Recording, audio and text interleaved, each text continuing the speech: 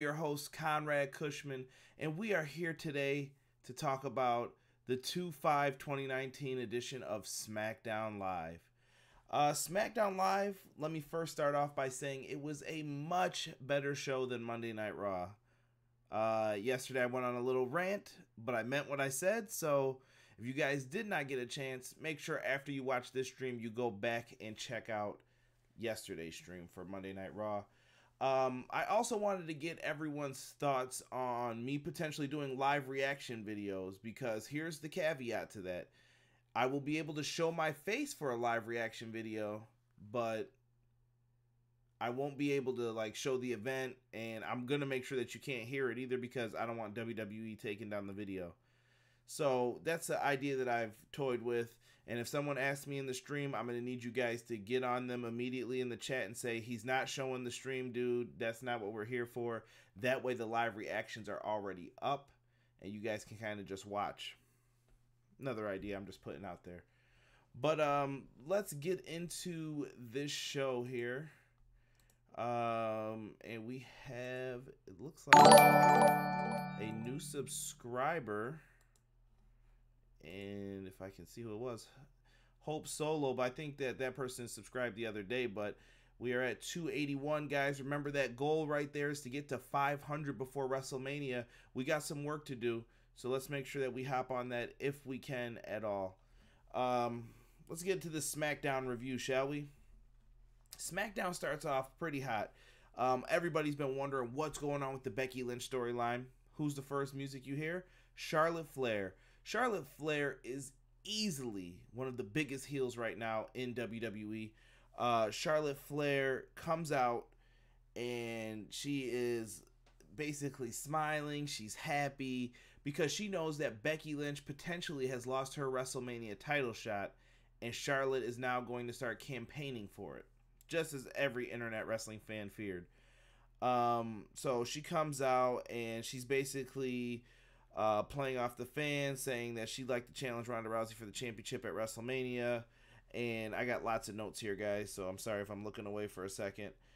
Becky Lynch ends up coming out. What up, D? I see you out here with the yo, yo, yo. So we got, where was I here? Derek messed me up in the chat. Becky Lynch comes through the crowd, and there were some insults hurled around, basically saying that, oh, you stole Roman Reigns' entrance, whatever the situation may be. Whatever. Charlotte's corny, in my opinion. She is campaigning for the spot that everybody doesn't want to have happen, and everyone starts saying, isn't Becky supposed to be suspended? Well, here comes WWE officials, Adam Pearce and the boys basically come out there trying to pull her out, saying, hey, you're not supposed to be here. And then we get Triple H coming out. And Triple H basically comes out and says, hey, this can all be over if you just go and see a doctor to check out your knee. Becky responds to saying that she doesn't trust Triple H, the powers that be, basically. And she thinks that they're trying to screw with her title shot. Granted, Triple H still plays along, and he goes off of the smug look and everything else. And he says, you know, you should just go see a doctor. And Becky brought up the remarks of, did Stephanie go see a doctor? And it kind of got the, oh, and everybody was going a little bit nuts. Becky Lynch is good with those one-line zingers, man. I can't front. Becky Lynch has been doing a superb job, and that's it, man. There's nothing else to say about that. Becky Lynch is the hottest person on WWE's roster at this time. There is no one else, bar none, better than Becky Lynch. Period. Not a male, not a female, not anybody. They need to push this. This is the main event of WrestleMania. I don't care what anybody says. And Derek, Irish Fire, I see you in the chat, Derek Shelton. Derek, let me know what you think of the setup. If you guys don't know, Derek Shelton is actually the person who got me this shirt, and I'm not rocking it tonight, but it's right here, the EPW hat. We got some gear planned right now. We're working on it, so trust me, it's coming. I just want to make sure it's something right that people can afford. Now that we got the first segment partially out of the way here, Becky ends up leaving, going through the crowd. Triple H leaves. Charlotte gets told, get out of here. It's none of your concern. we get kind of just a segment that builds upon this WrestleMania feud, and I love it. That's exactly what you need to be doing this time. Connor, what's happening, my man? Thank you for joining the live stream. Greatly appreciate you, my friend. Guys, I know I just went over the first segment, but do me a favor. I didn't mention this in the beginning because I don't want to do that all the time. But if you like this video, make sure you leave a like on it. Also, subscribe to the channel if you are new to the channel.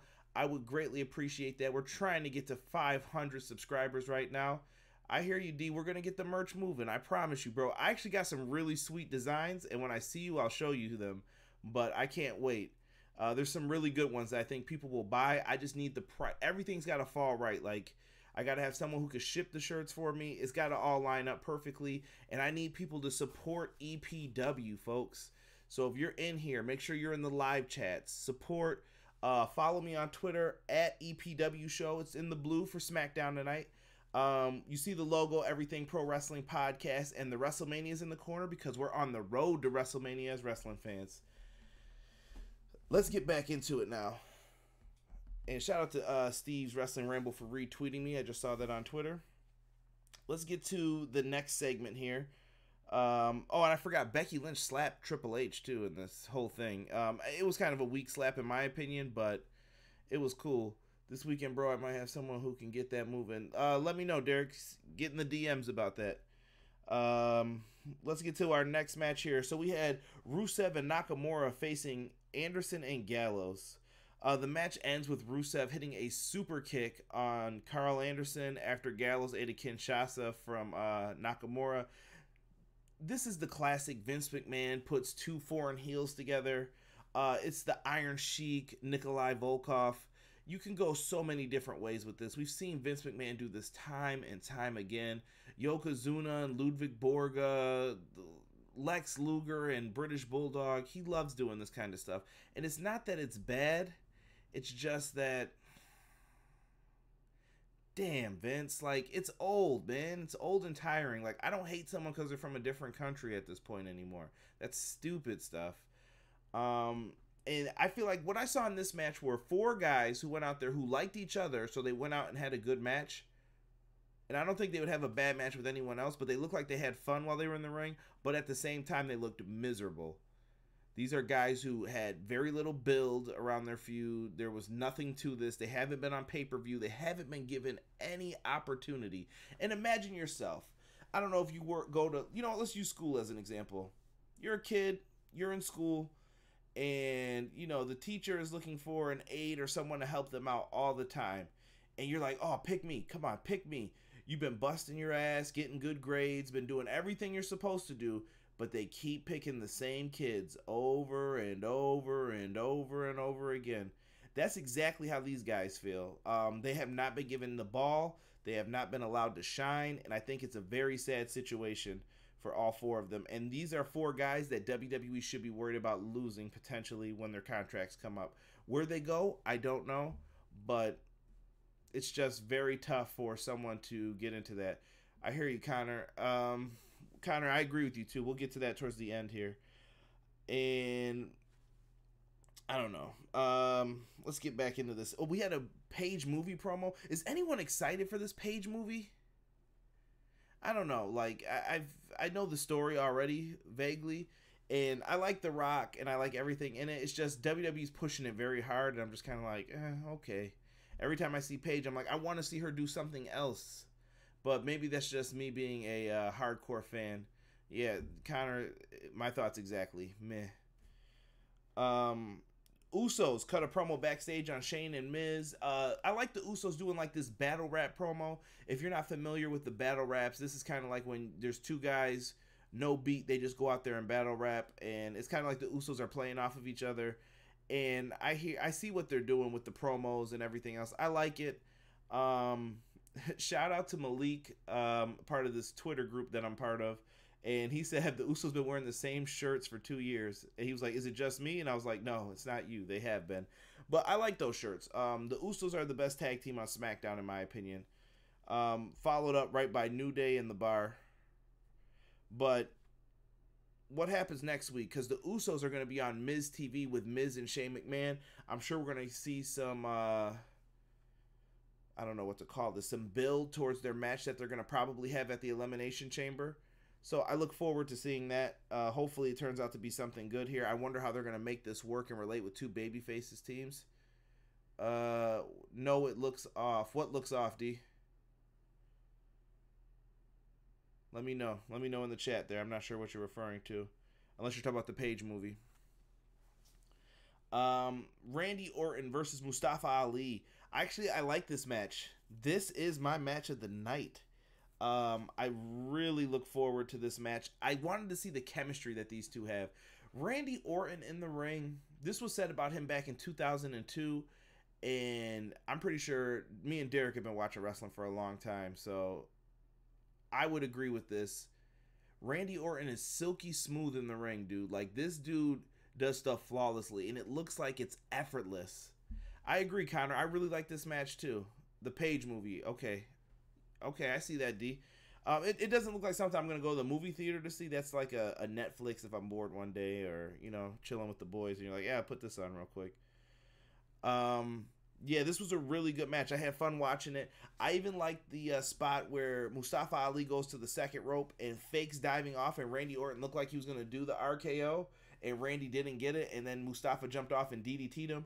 Excellent, excellent. And then this match was ended with something that was simple but effective, and that's exactly what I like to see in my television matches. You don't have to go all out all the time. You could just do something that's simple, and it's like, man, that really worked.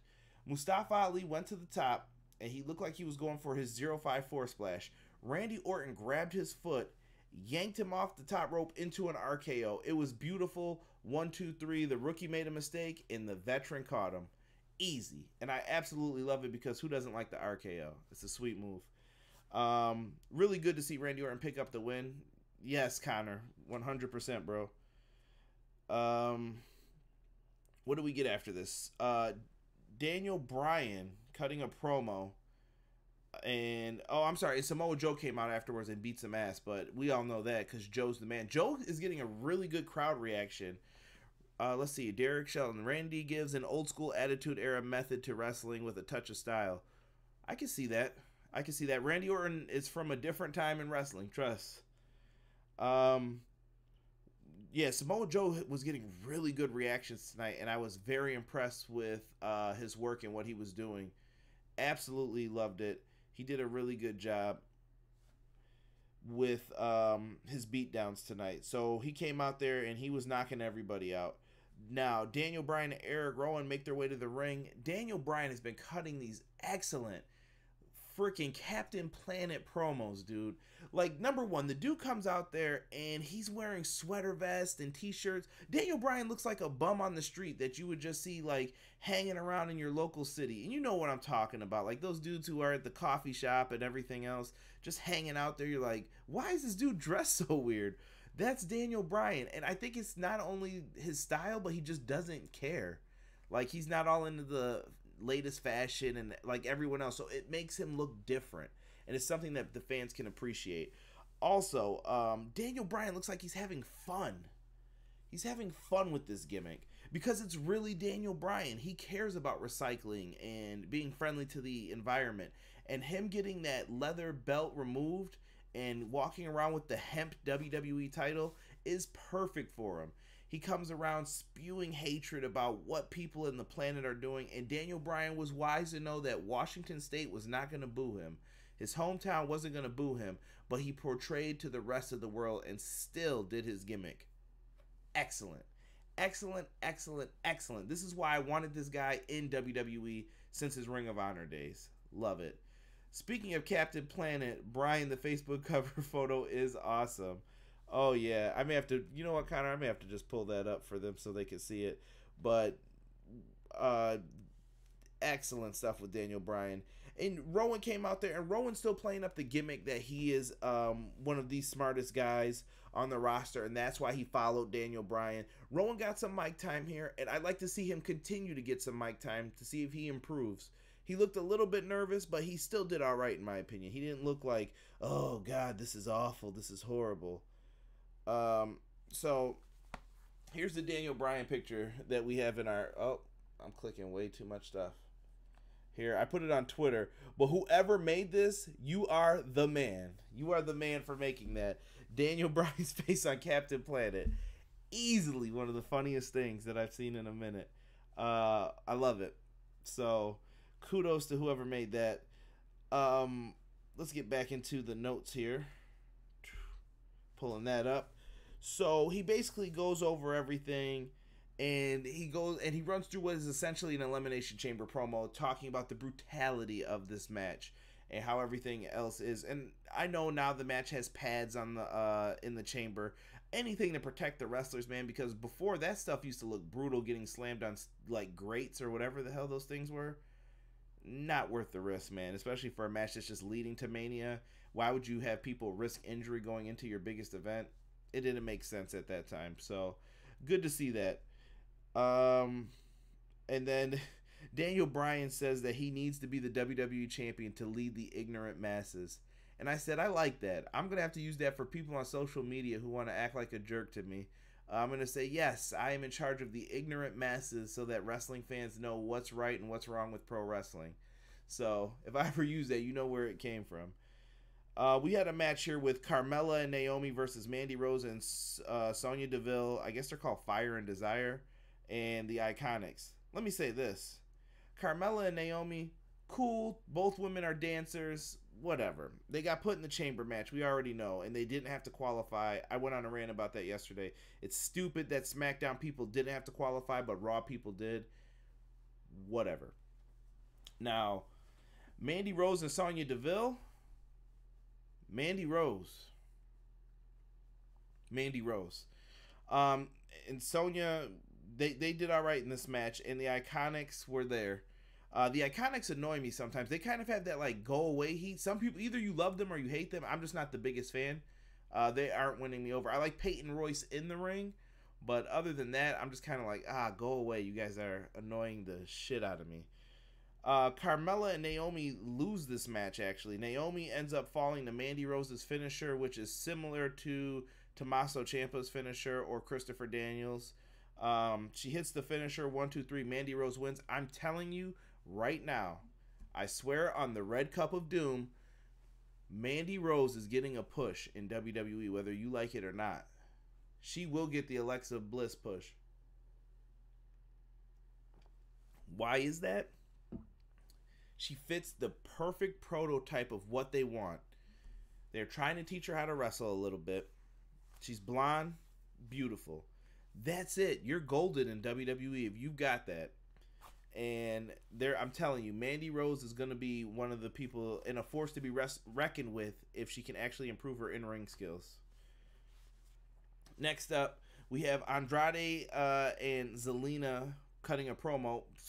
You know what? Before I go on this little talk about those two, did you guys know that Otis and Tucker, which are their new names now, they got rid of their last names again for Heavy Machinery?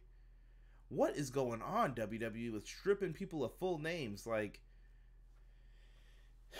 I think it's going to be fine still, but I'm just so tired of WWE doing that. Whatever. Andrade and Zelina's promo, though. It looks like Andrade's still leading up to another match with Rey Mysterio. I'm down for this. Don't run the thing into the ground. I'm glad that they didn't put it on this week again. But Andrade and Rey Mysterio need to have some interactions maybe outside of the ring now. But these two have incredible chemistry. I'm telling you, if you guys let these guys go balls to the wall at WrestleMania, you could have yourself a really good match. Or put them in a multi-man match with a bunch of other people. You have potential to make this a really good match. Mark my words. But I have a feeling Andrade is going to be your new United States champion very soon. Mark it down, Connor. I'm telling you. We got a Black History Month promo. I'm cool with this. I'm glad that at least they're celebrating Black History Month. I know some people are always like, no, they don't mean it. They never had a black champion. I disagree with that too. And that's a whole nother thing because it gets personal when we get into that. But cool. I'm glad that they showed it. I'm not upset with it. I think that they should have certain WWE wrestlers, maybe like a Mark Henry, Ron Simmons, pick out a person that they admire. I marked it down with a pen and paper. Okay. I'm calling it before Mania. He will be the champion. I'm glad that they had the Black History Month promo though, so very cool to see it. And I hope you guys are actually paying attention to that stuff when they go through it. And we get to the main event: Jeff Hardy versus Daniel Bryan. I thought it was an okay match. Ended just like we all expected. Jeff Hardy hits the Swanton Bomb. 1, 2. Eric Rowan pulls Jeff Hardy out. There's a DQ. Who comes out but everybody from the chamber? And like I said, it was an okay match. Jeff Hardy is not moving as fast as he once did, but Jeff Hardy's put his body through a lot of stuff for us as fans. So I appreciate that. And let's see here. Derek Shelton, good change of pace. It looks good for them. Yes, sir. The chamber, Samoa Joe came out immediately. He started choking out Daniel Bryan with the coquina clutch. And right away, Randy Orton's back out there to get his revenge from his match earlier with Mustafa Ali. Ali's back out there. AJ Styles music hits. He's out there. So everybody who's going to be in the chamber match. Who is it? Bryan, Jeff Hardy, Samoa Joe, Randy Orton, Mustafa Ali, and I don't know if I said Samoa Joe or not, but I think that's the 6. They're all going to be in there. It's going to be crazy. Oh, and AJ Styles, excuse me. They're going to be in there. It's going to be crazy. And Eric Rowan was out there trying to help Bryan cause some destruction. He slammed Mustafa Ali on the table pretty damn hard. Jeff Hardy's an absolute legend and part of my all-time favorite tag team, the Hardy Boys. I was a Hardy Boys guy, too, back in the Attitude Era, my friend. They were one of my favorite teams. So I can agree with that, Connor, on that exchange here. But Bryan gets away from all of the fighting and the rummage, and as soon as he gets backstage, there's an interviewer waiting for him with a microphone, like already in his face. Bryan goes off, and I absolutely love it because that's exactly how I would react if somebody did that. You just had a hard-fought match, you escaped out of there, you got your hemp title with you, and my problem with this show was that it's a lot of repeating with it, and I'll get into that when I get to the overall part, but he's like, what do you want? Why are you in my face? Why are we discussing this again? I thought I answered this for you. And he just goes off saying he needs to be the planet's champion, and he is one of the best. So Daniel Bryan goes off on the interviewer, and that's how SmackDown ends, with him just basically saying he needs to be the champion. So Daniel Bryan's obsessed with being the WWE champion. He's going to do anything at all costs to keep the belt. Cool. Overall show, great. I gave it a C. This show did a lot of repeating with the Daniel Bryan promo. That kind of gets a little bit of a minus, but the promos were good. SmackDown does a lot of like consistent stuff that makes you like not hate the show, but it's not as bad as Raw because it's 2 hours as well. But we had some decent matches, a little bit of build towards Mania. Could it have been better? Yeah. Could it have been worse? Yeah. So another run-of-the-mill show, average. So it gets a grade of a C for me. That's it for now, guys. That's all that I got at the moment. I do plan on doing a podcast episode tomorrow as soon as I can, so make sure you guys stick around for that.